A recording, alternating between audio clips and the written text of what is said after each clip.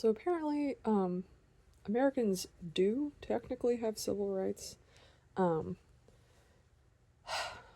but they're not automatic. They're not universal, meaning not everybody has civil rights, and they're not permanent.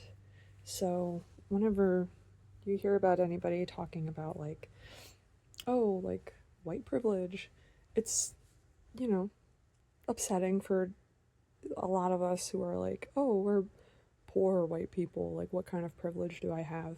But literally, we as white people don't have as many barriers to vote as black people do in our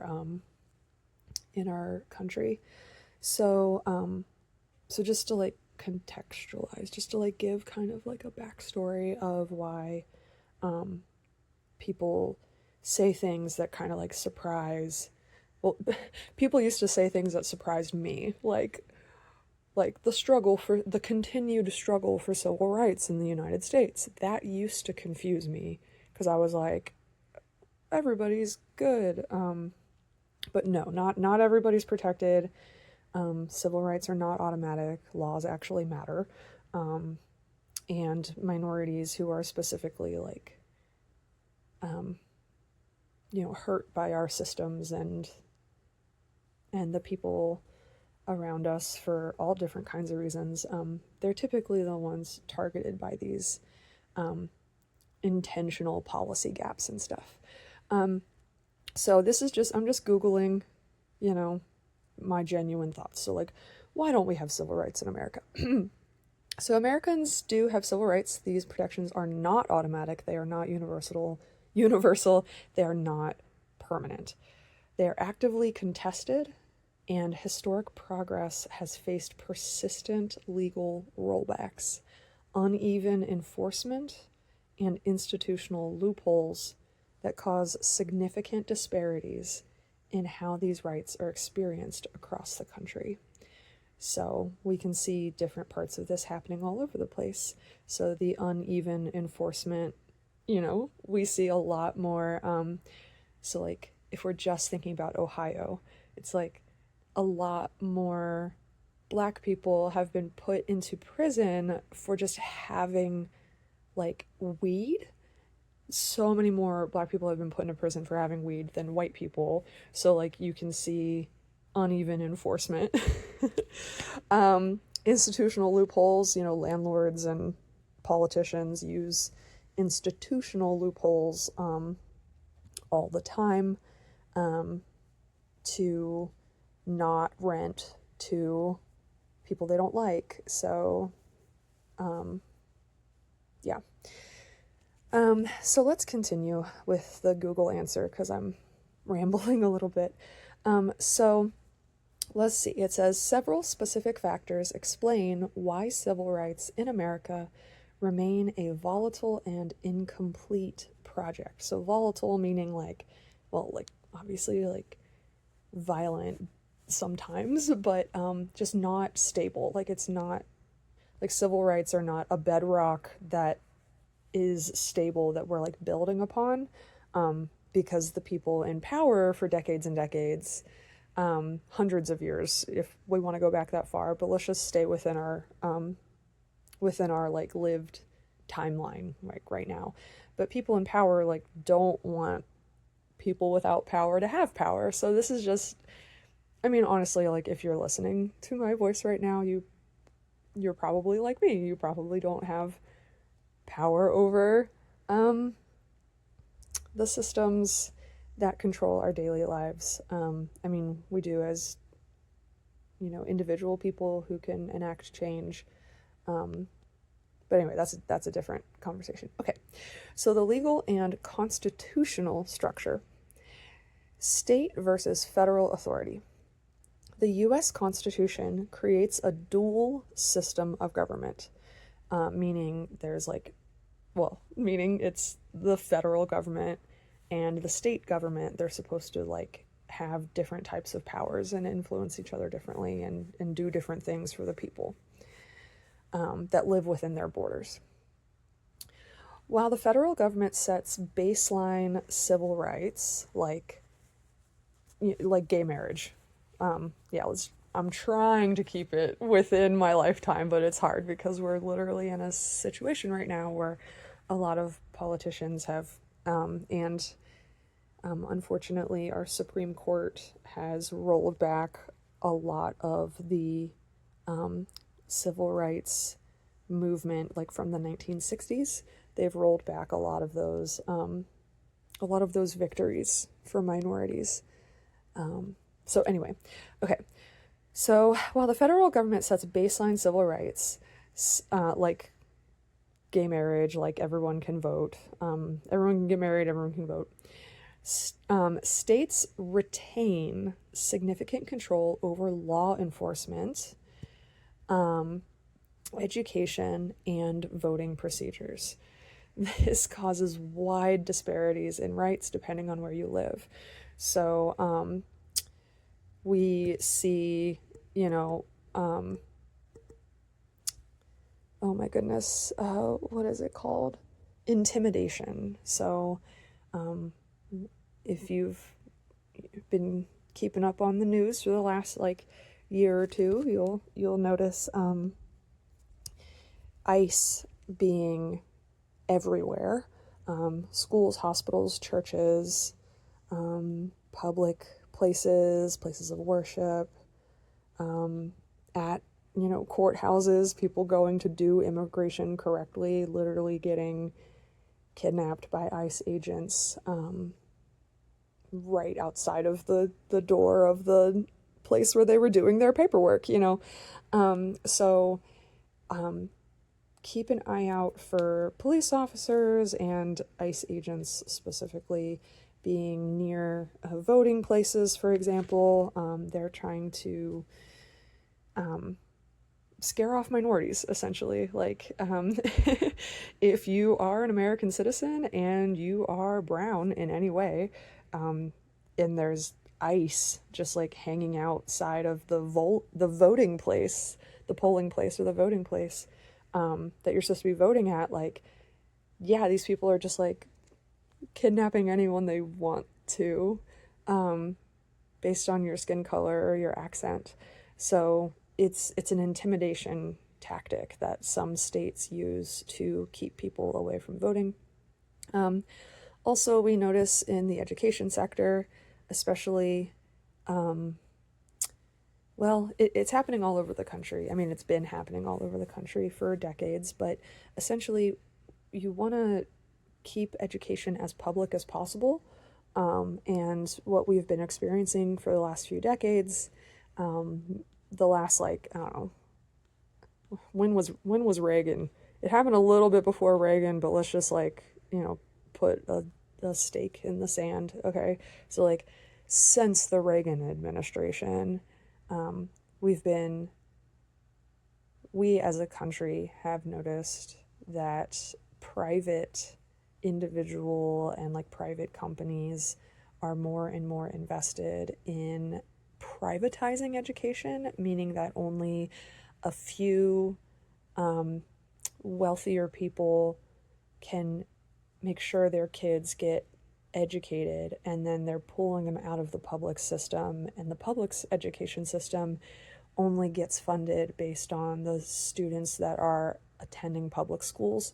So the more we remove students from public schools, the less funding public schools get, and then they get worse and worse. Anyway, and voting procedures, every single one of these items, the law enforcement piece, the education piece, the voting procedures piece, at the state level and at the government level, but at the state level, these are all individual topics that people are experts on. So just, maybe I'll look into each of those later. But this does cause wide disparities. So you'll see Black people have issues voting, actually getting access to the voting places in the South versus the North, because, this is what it's literally, this is why people end up using terms like institutionalized racism, because they're like, oh, Alabama is objectively like the way the law enforcement, education, and voting procedures go in southern states are literally preventing minority groups from voting safely and preventing their votes from counting more than like a handful of northern states. So yes, to a lot of people, especially people who to whom the violent system is directed, these folks have a completely different perception of where we're at and whether or not civil rights is even a thing that anyone has had over the decades. So just to like contextualize a little bit, like give us kind of an idea of like why people use the words they use and why they're frustrated about certain things more than others. Yeah, with the current dismantling of the Civil Rights Act, or the Voting Act, from 1963, I think. But essentially our Supreme Court, they're supposed to be non-partisan. They're supposed to be like neutral, but they're clearly not. And so if the federal government is dismantling these things, then that gives the states permission to continue to dismantle things like civil rights laws. All right, I'm just going to read the rest of this because now I'm rambling. Okay. Federal courts hey, look at this. Federal courts, including the U.S. Supreme Court, repeatedly scale back the power of core legislation. We need these things so that states all have to obey the federal law when it comes to important stuff like like the Voting Rights Act. So for example, decisions like Shelby County versus Holder have weakened the Voting Rights Act, leading to ongoing challenges regarding fair political representation. So just to be clear, in our country, we've had hundreds of years of slavery and only a few decades of Civil Rights Voting Act in place. So I just want to point to that, to be like, after hundreds of years of not after hundreds of years of not letting Black people vote and literally they're slaves and treating them like second-class citizens, there's only been a few decades of even close to fairer treatment between races in our nation. So yeah, it just sucks. This just sucks. It all sucks. Okay. The state action doctrine. Court interpretations often dictate that the Constitution protects citizens primarily from abuses by the government, not from discrimination by private individuals or private businesses, unless Congress passes a specific law bridging that gap. So this is another part. It's just kind of like the government can't make a law that says Black people aren't allowed to vote, but you can redistrict the shit out of a state, for example, to make sure that all of the minority votes get absorbed essentially by a certain party, whichever party you want to have the most power. So yeah, we're seeing a lot of these things happening. Okay, I'm not going to get through this whole thing. I was hoping this would be 5 minutes, and it's been 15. Okay, implementation and systemic gaps.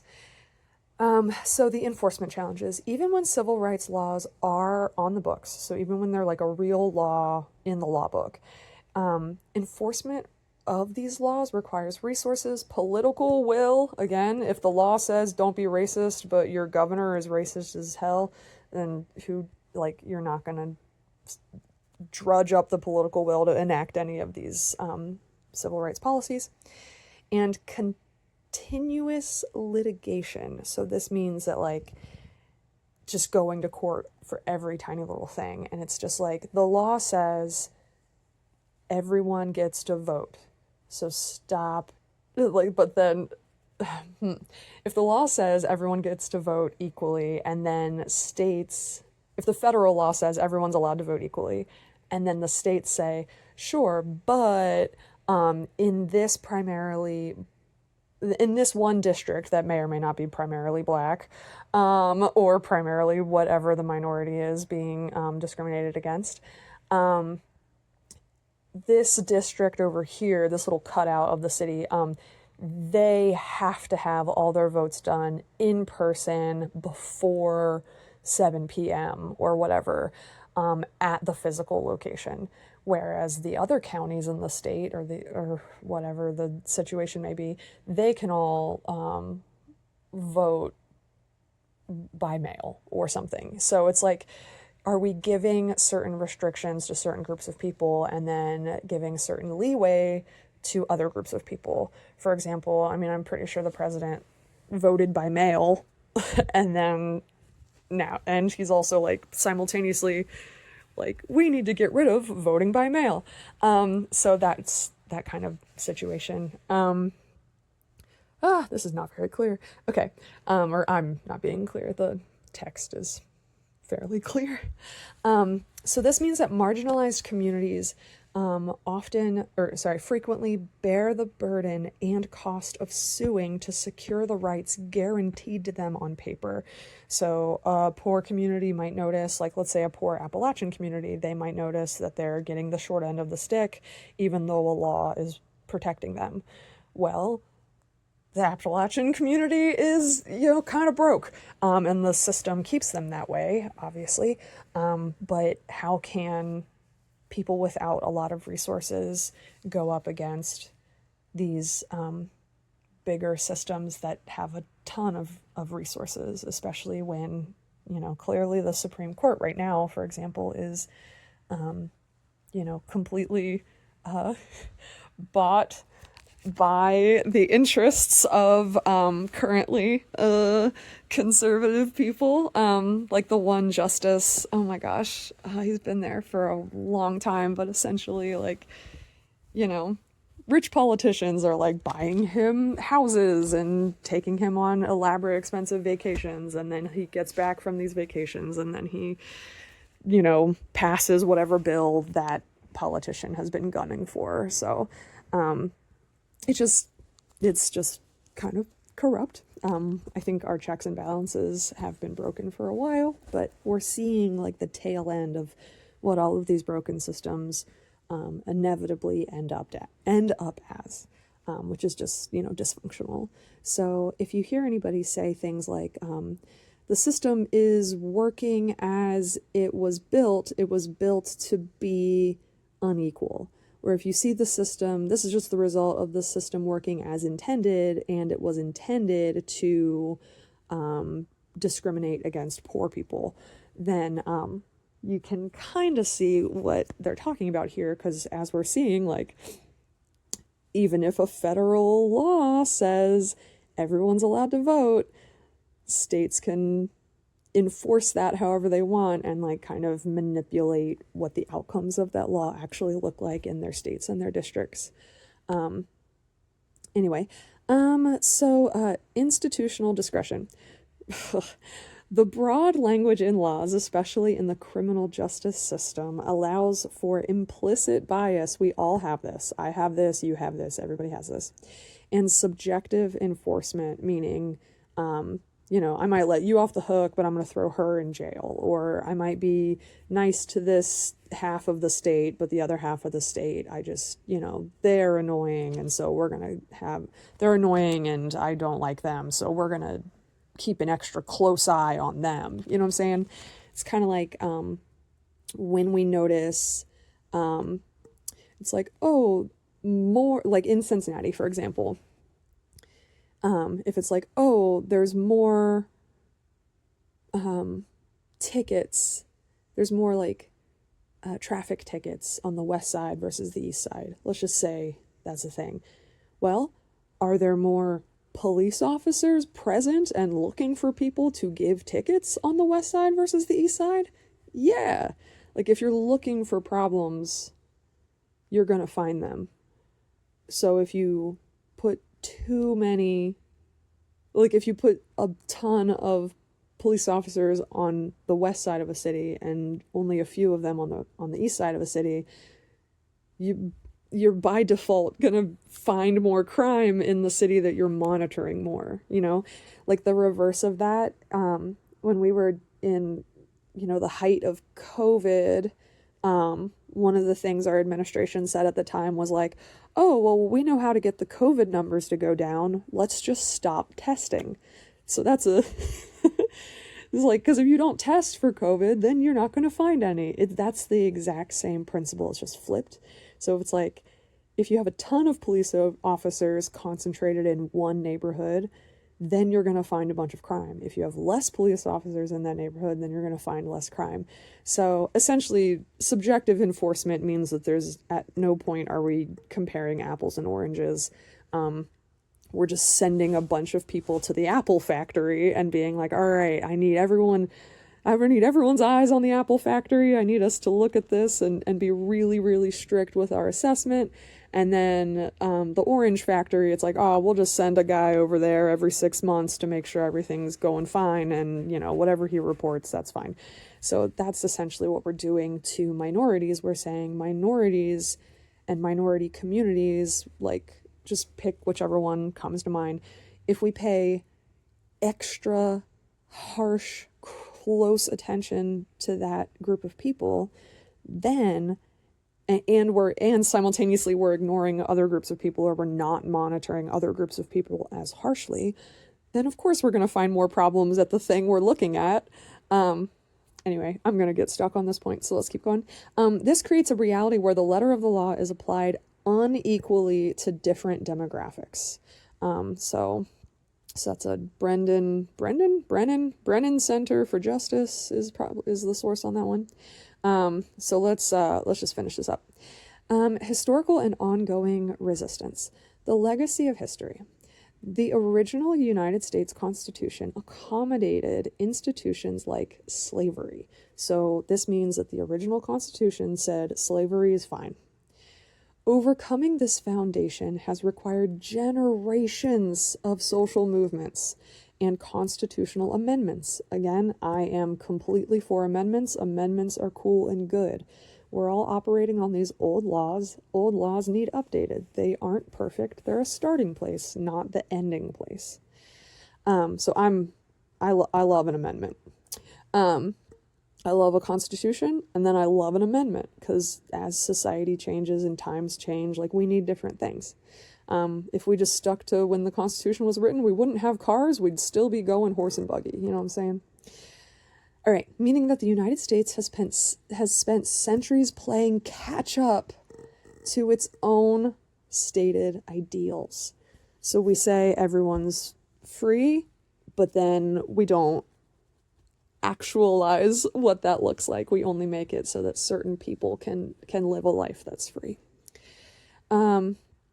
So this is the part that I get really frustrated with, the political polarization, because it's like, we are just individual people, and the systems are directing our attention and our knowledge. Again, the educational disparities that we see happening throughout the last few decades, but especially like right now with the voucher system, removing students from public schools and reducing public school funding, is really, really harmful. So, you know, all of this confusion, all of this, like, you know, political polarization that Google is calling it right now, a lot of these things do happen because of, you know, people's actual beliefs, like, I am better than my neighbor objectively, and I deserve more rights. Like that's just, that person sucks. I don't know what to do about that person. But the rest of us, like, we understand that in order for our rights to, like, matter and be upheld, it has to be universally applicable. Because, like, anyone could argue, like, if we're just going on the base of race, it's like, well, some people look white, but they're not, and some people don't look white, and some people's whiteness is new. Like, I'm Irish. Irish people weren't considered white, like, I don't know, again, like a few decades ago. So those are terms that can kind of change over time depending on who's in power, right? So it's like, if I am not actively fighting for universal civil rights, then I am endangering my own, and I'm endangering the rights of my family and my neighbors and my community and my state, and, you know, subsequently everybody in the nation. So civil rights frequently become polarized.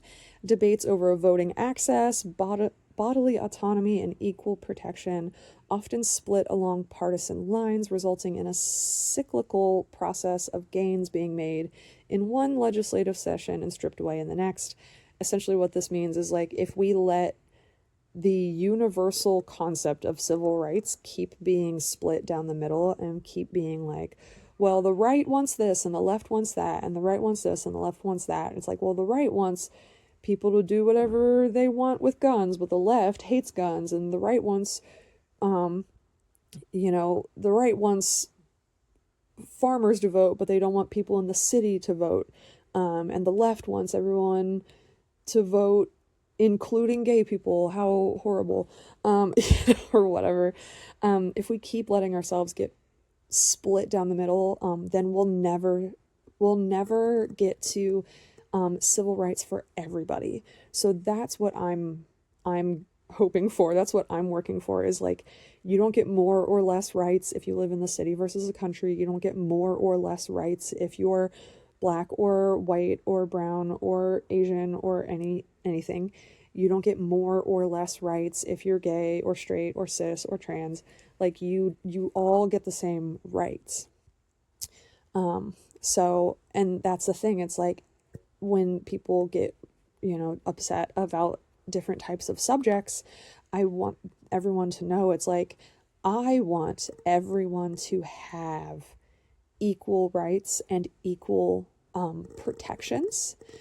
I want everyone to have safe, secure, and simple and accessible voting access. I want everyone to be able to decide what to do with their own body. I want everyone to be protected equally. And then you get to decide whether or not you want to vote. But I don't want voting access to be the issue. You decide what you're doing with your body. I don't want bodily autonomy to be the issue in your way. I want everyone to have equal protections, and then whether you do something like whack is completely up to you as a person. But right now, we don't have these things. We don't have equal voting access or bodily autonomy. We don't have protection. And so I want us all, as like a complete society, to stop allowing the systems to split us, because your civil rights and my civil rights are like fused together. If I am okay with a government making it harder for you to vote, eventually that government is going to make it harder for me to vote. And so, yeah, anyway. And then here's some, further resources. So this was 30 minutes. Oh my goodness. But yeah, I know this is Google. I know it's AI. So look into these things. We've got the Brennan Center for Justice, Politico. We've got the US, we've got the Senate.gov. Chicago Unbound. We've got, Houston Public Media. But yeah, so it's referencing like a variety of sources, including like Reddit, So, just, whatever is interesting to you here, just pick one thing, and look into that and just see where it takes you. Because we're in a time right now where, no one's going to tell us what to do or where to go or how to fix anything. So I really think we just have to get curious again about ourselves and our neighbors and our history and our systems. And yeah, I think we need to just maybe start fixing some of these foundational issues so that we can look toward a future where your kids and my kids and your neighbors and my neighbors all have truly equal rights. Anyway, that's it. I'm done now.